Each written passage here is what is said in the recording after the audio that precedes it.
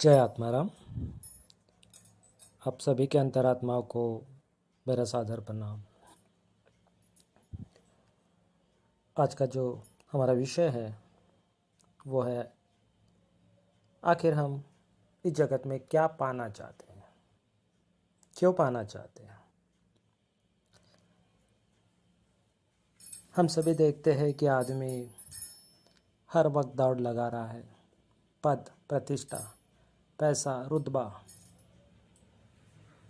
सभी चाहिए उसके लिए, और उसके लिए हर पल मरता जा रहा है, फिर भी दौड़ता जा रहा है। तो ये पाने की इतनी लालसा क्यों? ये सवाल कोई नहीं उठाता। सवाल तो यही रहता है कि मुझे ये कैसे मिलेगा, वो कैसे मिलेगा। आज जानने का प्रयास करेंगे, उस सूत्र को पकड़ने की कोशिश करेंगे कि आखिर ये लालसा क्यों है।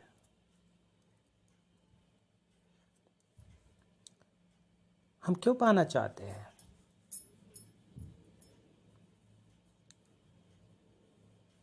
हमारे अंदर एक पूरा ब्रह्मांड बसा हुआ है। जो बाहर है वो हमारे अंदर भी है, जो ब्रह्मांड में है वो पिंड में भी है। ये हमारा शास्त्र कहता है।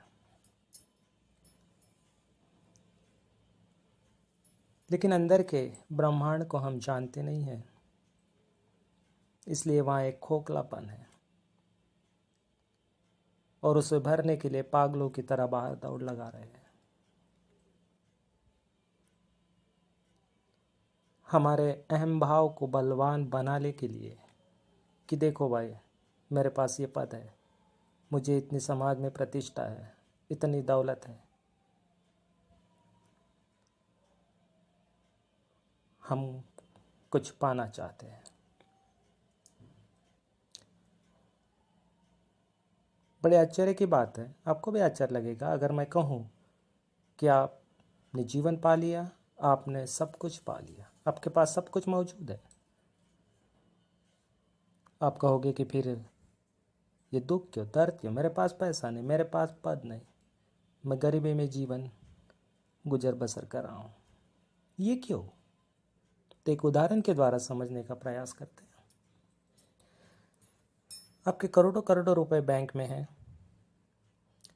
आप उसके मालिक हैं, आप उसका इस्तेमाल कर सकते हैं, लेकिन उसके लिए एक तय वक्त रहता है बैंक खुलने का। तय वक्त पे आपको पैसा मिल सकता है, एक प्रोसीजर तय है, उस प्रोसीजर के द्वारा ही आपको पैसा मिलेगा। पैसा आपका है, लेकिन उसको पाने के लिए भी एक प्रोसेस से आपको गुजरना होगा। कहीं आपकी साइन गलत हो गई तो आपको पैसा नहीं देंगे, बैंक वाले इनकार कर देंगे। मालकियत है आपकी, लेकिन जब चाहे तब नहीं, एक प्रोसेस के द्वारा अगर जाओगे तो फिर वो पैसा आपको मिलेगा। जीवन में भी वही है, एक प्रोसेस का अवलंबन करना होगा। हमारा अध्यात्म इसी प्रोसेस को बताता है कि जो अंदर है उसको अप्राप्त हो जाए। बाहर सब कचरा है, प्रतिकृति है, बाहर ओरिजिनल नहीं है, सब डुप्लीकेट है।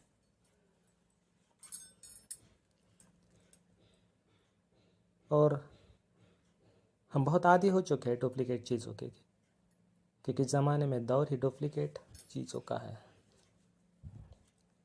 असल में कुछ भी नहीं मिलता। हमारे विचार, हमारी भावनाएं सब कहीं से चुराई हुई है, किसी की कार्बन कॉपी है।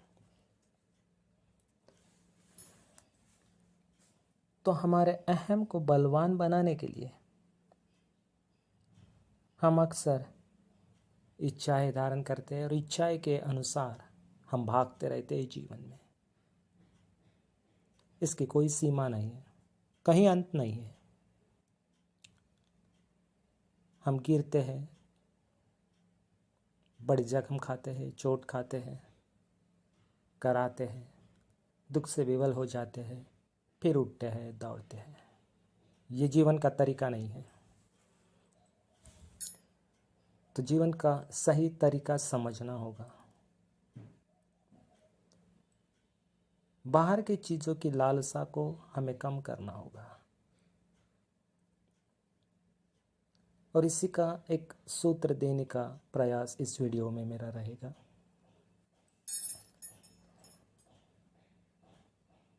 तो सबसे पहले तो ये बात है कि हम बाहर पाने की कोशिश हमारे अहम को बलवान बनाने की करते हैं।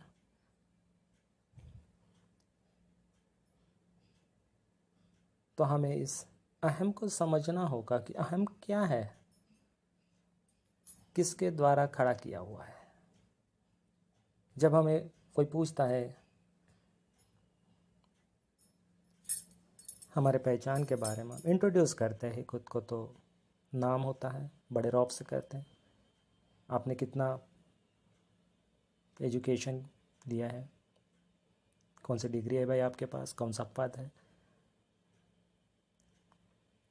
तो उसके द्वारा हम पहचान देने के प्रयास करते हैं। और जो ये पहचान है हमारी, यह अहम भाव के बल पर खड़ी है। अहम भाव कहता है कि फलानी डिग्री है भाई, फलाना पद है, मैं मिनिस्टर हूँ, मैं प्राइम मिनिस्टर हूँ। ये घड़ी दो घड़ी का खेल है। लेकिन एक स्थायी पहचान है आपकी, वो खुद के अंदर टटोलनी होगी आपको। आप शरीर नहीं है। मन के द्वारा इस अहम भाव को जो खड़ा किया वो मन भी नहीं है, उसके पार जो चेतना है वो आप है। मैं अक्सर हर वीडियो में कहता हूँ, आपको याद दिलाता हूँ कि चेतना के स्तर पे ही खुद की पहचान जो स्थायी है, जो स्वरूप है आपका, बताने की, दिखाने की, समझने का प्रयास करते रहो। भले ही वो प्रयास कमज़ोर हो शुरुआत के दौर पे, लेकिन धीरे धीरे पुख्ता होता जाएगा और अनुभूति भी होगी। हर सूत्र इसी के इर्द गिर्द घूमता है। मैंने दिया हुआ जीवन का हर सूत्र इसी के इर्द गिर्द घूमता है। तो इस अहम भाव को समझो और इस अहम भाव को खत्म करने की कोशिश करो। जब आप समझेंगे कि मैं शरीर नहीं हूं, मैं मन नहीं हूं, मैं तो सिर्फ चेतना हूं, तो इस अहम भाव को समझने में, देखने में बड़ी आसानी होगी। और अगर समझ और देख पाऊं तो मिटाने में भी आसानी होगी। इस लालसा को खत्म करने के लिए बड़े कठिन प्रयास करने होंगे, क्योंकि जन्म जन्म से हमारे ऊपर संस्कार है। ये जो दिख रहा है वही सही है। बचपन से भी यही संस्कार हमारे ऊपर होते हैं। माँ बाप बच्चों के लिए सपने देखते हैं कि फलाने डिग्री लेनी चाहिए, फलाना कारोबार करना चाहिए, इतना इनकम होना चाहिए, घर होना चाहिए, गाड़ी होनी चाहिए। ये संस्कार डाले जाते हैं, लेकिन इस कड़ी को तोड़ना होगा। जैसे कोई व्यक्ति है, बहुत मेहनत मशक्क़त करके जीवन गुजर बसर कर रहा है, और एक दिन अचानक उसे पता चलता है कि कोई उसका दूर का रिश्तेदार गुजर गया है। बहुत अमीर था, कई सालों से इसका कुछ कांटेक्ट नहीं था, तो खबर देर से मिली। और उस रिश्तेदार के भी बहुत करीबी कोई नहीं थे। तो जब उसकी वसीयत खोली गई तो पता चला कि इस व्यक्ति के नाम सारी संपत्ति छोड़ के वो चला गया।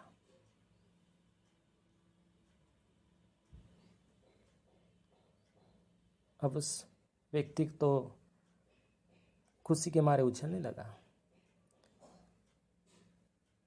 लेकिन अब तक उसे पता नहीं था, जब उसे खबर हुई, मिली कि उस रिश्तेदार की डेथ हो गई और वसीयत के द्वारा उसने सारी संपत्ति मेरे नाम कर, तब तक उसे पता नहीं था।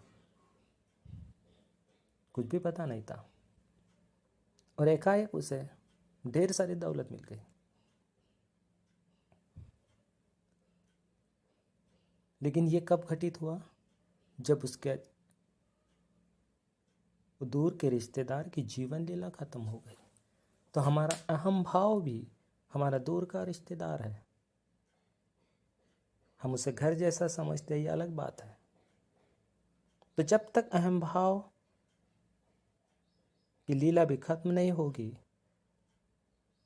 हम इस पाने की लालसा में भटकते रहेंगे।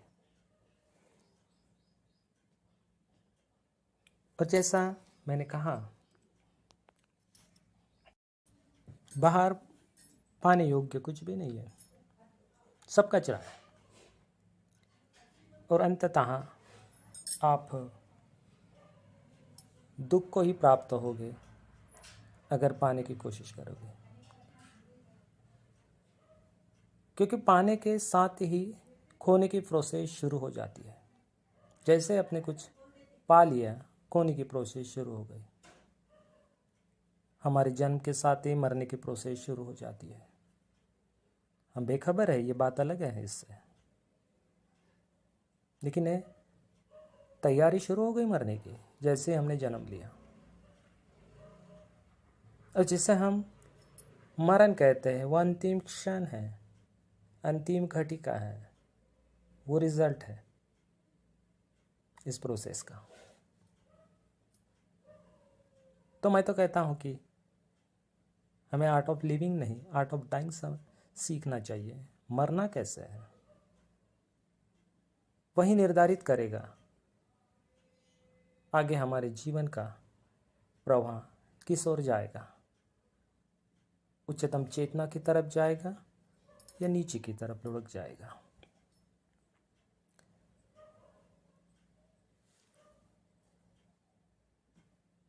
तो आज का सूत्र क्या है?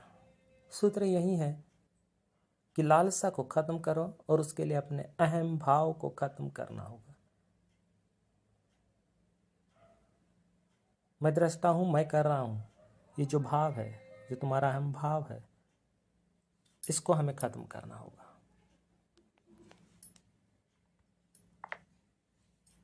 अब खत्म कैसे हो? तो ये समझना है कि मैं शरीर नहीं हूं, मन नहीं हूं, और जो अहम भाव खड़ा हुआ है वो मेरे मन के द्वारा खड़ा किया हुआ है।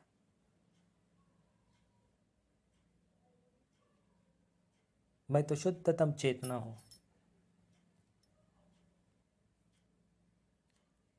और आत्मविज्ञान जो सीख देता है, जो साधना सिखाते हैं, तो वो आपको हेल्प करते हैं कि उच्चतम चेतना में आप स्थिर हो जाए, आत्म तत्व में स्थिर हो जाए, आत्मिक लेवल पे अपने जीवन को जिए। यही एक रास्ता है इस लालसा को खत्म करने का, यही एक सूत्र है।